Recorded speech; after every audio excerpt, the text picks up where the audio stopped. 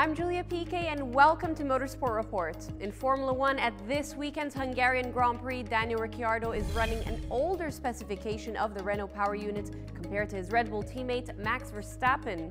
The Australian has had to go back to his last healthy engine, the Monaco winning Spec A after his Spec B failed during the race in Germany, losing the V6 and the turbo. Renault Sport boss Thierry Labitboul acknowledged that it wasn't ideal that Ricciardo was now back with Spec A, but insisted that Spec C will be worth waiting for. Ricciardo won't take any power unit grid penalties in Hungary unless he has an unexpected failure in practice or qualifying, but is resigned to taking further penalties soon. It is not certain if the Spec C engine will be signed off by the time Ricciardo takes a further new engine at Spa or Monza and will be available for that change, which is Renault's plan.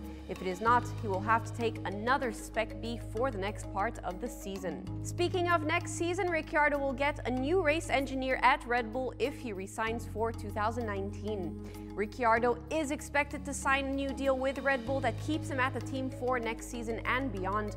Doing so would reunite him with his fellow Australian Mike Lugg, who engineered him to a dominant 2009 British F3 success when they were together at Carlin.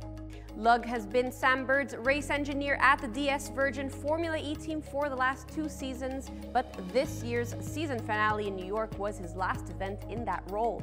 It is understood that he will gain trackside experience at Red Bull over the remainder of 2018 and then replace Simon Rennie as one of the 2 race engineers for next season. That's it for today's episode of Motorsport Report. I'm Julia Piquet and see you next time.